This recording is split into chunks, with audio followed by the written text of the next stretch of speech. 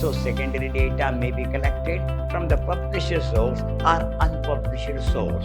As government agencies are concerned, what is our duty? Whatever the information they have collected, from that information we collect the data. What is the information we are going to take from the customer? What are their ideas? How they will purchase? Whether the cost of the products are too much, so those people who are not available, it's very difficult to go and meet them.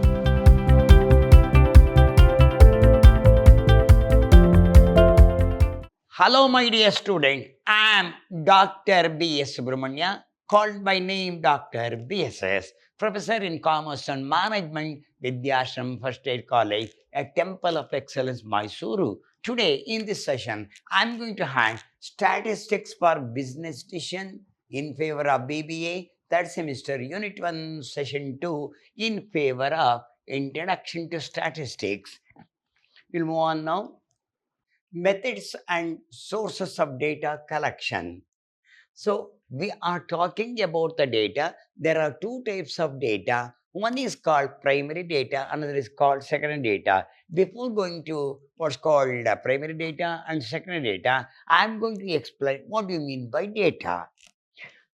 Every day we come across varieties of information in the form of facts, figures, and etc. Information relating to profit or loss of a company, election result, etc. So every day we are going to arrive the profit of the company. It may be a election result. So we are going to get some information about the company's profit or election results are considered. All these information provided by whatever the information you want, that is provided by either by TV or by the magazine or by the journals or by the internet. So we want to collect the information either from the TV or from the magazine or from the journal or internet is considered. Data is the facts or figures from which conclusion can be drawn. So whatever the data we collected, before the conclusion, we take into consideration. Data are collected by individual research work or organization keeping in view the objectives of the study. So when your data is collected, first we'll apply what is the main objective of collecting the data. According to that objective, data will be collected. Data collected may be from primary data or secondary. So whatever the data collected, it may be primary data or secondary data. Now I'm going to explain what do you mean by primary data, what do you mean by secondary data. Come here. So what is primary data? Primary data is the first-hand data or fresh data collected for specific objective. It is collected by a researcher from the field by applying various methods. So first-hand data is called primary data. So indirect data is called secondary data. Then methods of collection primary data. How the data will be collected? First is direct personal interview. First is will directly take the personal interview of the person. Second one, indirect personal interview. So first is directly connected, second is indirectly connected. Third, information through correspondent, writing the letter and get the answer from the particular customers are considered. Questionnaire method, some question will be framed, and those questions will be asked to the every customer and get the answer from me. Then methods of schedules. So we'll move on one by one. First, secondary data. First is over. Secondary data. Secondary data are the data which researchers do not collect for the first time from the field. It is not directly connected. These are the data which are collected by somebody else for some other purpose. Somebody has collected. From them, you are going to collect these data. The researcher collects that data for his research work. Somebody has collected the what's called data for research work. From that data, we collect the information. So it is not directly connected, it is indirectly connected. So the following are the source of collection of secondary data. Published source, it may be published source, it may be unpublished source. So secondary data may be collected from the published source or unpublished source. Secondary data, published source. What do you mean by published source? The various sources of published data are reports and official publication of international bodies such as the International Monetary Fund, International Finance Corporation, and United Nations Organization. This is one information you can feed. Second one, central and state government such as the report of the Patel committees. So we collect the committee's report. They're not directly connected through the what's called journal. We are going to collect either from the publisher and the international bodies such as the International Monetary Fund, International Finance Corporation organization. Then, unpublished source, records maintained by private agency for their research, whatever the research work they are going, in their research work, we collect the data. Government offices and municipality offices and other government agency. We collect the information either from the government office or municipality offices and other government agencies, whatever they collected from that information, we collect the data, not directly connected. It's already collected by the government offices or municipality as government agencies are concerned. What is our duty? Whatever the information they have collected, from that information, we collect the data, whatever the objectives you are. It is not directly connected, it is indirectly connected. Then research report maintained by the research scholar. So some research scholar find out some of the objectives of that. Whatever the objectives which you have got, that objective can be collected from the research holder. So here the point is, unpublished course, a record maintained by the private agencies you collected, then it may be government official, is a municipality or the government undertaking. Research report is made by the researcher, so we can collect that. That is unpublished source. Come back. Here under methods of collection of primary data. In the primary data, important methods of collecting primary data are direct personal observation method, direct personal interview method, scheduled to be filed by the informants, then information from correspondent, questionnaire in charge of enumerators. We'll move on one by one. First is direct personal observation. According to this method, the investigator obtained the data by personal observation. The method is adopted when the field of inquiry is small. Most of the surveys, such as economic and social, depend on this method. If it is only a small one, then we depend upon the survey, such as economic and social method. This method is considered. Then, in order to study effectiveness of the drug on patient, the researcher collect the information by observing the effect of the drug on the patient before and after the administration of the medicine over a period of time. So, for example, if the some drugs have been here, see that in order to study the effective of the drug on the patient, the researcher collect the information by observing the effect of the drug on the patient. So when the drugs are given to patient, we'll observe it, how the drugs will work out on the patient. According to that only, we'll finalize that. We'll give some period. It may be 2 months, it may be 3 months, it may be 6 months, it may be 1 year. See that how the drug will be affected on that particular patient. In order to study the marketability of the new product, the researcher observe the consumption of pattern of consumer. So when you go to the marketability, first we'll observe when the what's called particular product is marketed, we see that what is the reaction of the customer, how they will react to the our drugs are considered, are they are interested, is it effective, it is not effective, what is the information we are going to feed from the customer, what are their ideas, how they will purchase, whether the cost of the drugs are too much. So everything will be go on with the marketability. Then direct personal observation, then directly connected. Degree of accuracy is quite high. It does not require extra caution, directly connected to the customer. It deposits data in a great deal.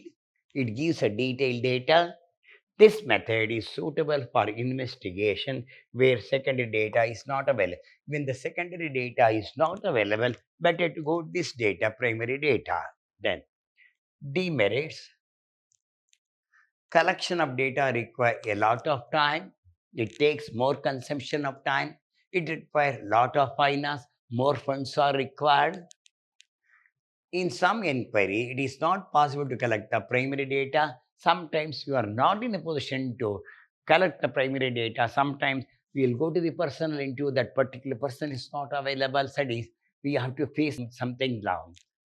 It requires a lot of labor. Labor work is there. Then, methods of collection of primary data, directly personal interview method. This is most important method. Collected primary data.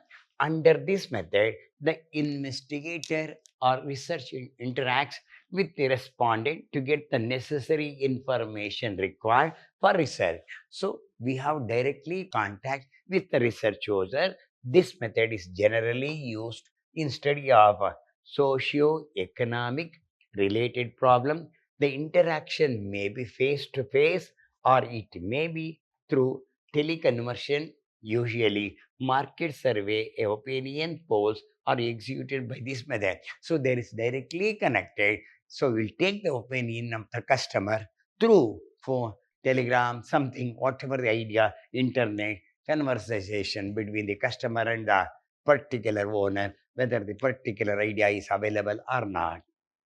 Then structure interview are being used usually under this method. This interview was predetermined in their structure. We'll prepare the structure according to the structure, so it will be taken into consideration. Then, direct personal interview method merits data is reliable, accurate, and exhaustive. The investigator has the full freedom to restructure the interview whenever required. Then, the non response is very less. It does not require the respondents to be educated. Hope I think this is all the data we are going to collect them back. Direct personal interview demerits. This method is expensive, especially when the respondent are spread over a vast geographical area. If the area is small, so we have to spend more money. It requires more time and labor. So it requires more time and labor is required because we have to search the particular customer. It may be difficult to control and interview highly placed people. So those people who are not available, it's very difficult to go and meet them. Then third one, schedule to be filled by enumerator. The data is collected under this method is by trained enumerators. This enumerator consult the respondent and with assistance of a schedule collected the necessary information. Schedule is the list of items on which investigator have to be collected and recorded information. The data collected under this method is reliable and accurate provided enumerators are well trained. If the enumerators are well trained, they will collect the data in such a way that the data is accurate. Then information from correspondent. In this method, the agents are appointed by the investigator at different places. Different people will be appointed in the different places for correspondent. These correspondent collect the required data in their area and hand them over to the investigator. They will collect the information and feed the information to the investigator. This method is helpful when data is to be collected regularly for a long period of time. This definitely will be for a long period of time. This will be helpful. The government collect the statistics of the birth and death through the village panchayat office by this method. So the village panchayat office, they will collect the data, birth date and the death rate will be collected. It is definitely a good figure. A village panchayat, he say once in a year, they will collect the birth date and the death rate. The validity of the data collected by this method depends mainly on the integrity of the correspondent. However, in this method, there is a scope for bias. So generally, this is a good thing. Sometimes it go with a bias. Number 5, questionnaire in charge enumerator. So questionnaire is a vast list of questions which needs to be answered by the respondents, and these answers are very much essential for the investigator. So they will prepare the list of questions, where you will purchase the drug, at what rate you will purchase it, or the drugs are useful for you. So any product we give, they will have made a question like this, very easy question. They will say yes or no. The questionnaire may be sent to the respondent by the mail or by post. The respondent are instructed to answer the questionnaire and return to the investigator. The, the questionnaire may be sent to the respondents, this is respondents, by mail or post. So they have to answer these questions. The questionnaire is very useful when the investigation involves a very large area. For a very large area, definitely, because we can't go and meet every person, but to send a two posts, they have to answer. If they have got a doubt, they can inquire. It consumes less time as well as labor. So we can save the time also, we can save the labor expensive also. The data obtained under this method may not be accurate because the non-responses to the questionnaire would be very high. Sometimes it is not up to the mark if the questionnaire is not properly answered. Sometimes respondents may not require questionnaire as well. Now, the last one. So, what is the differences between primary data and the secondary data? This will ask for 5 marks question. So, this is primary data, this is secondary data. So, primary data needs more funds, whereas secondary data needs comparatively less. When compared to the primary data, secondary data require less fund. Second one, investigating agency collects the data. Here, investigating agency collect the data. Here, some other investigating agency collected for its own use. They have collected. From them, we are going to collect in the secondary data. Whereas in the primary data, we directly collect the data from the investigating agency.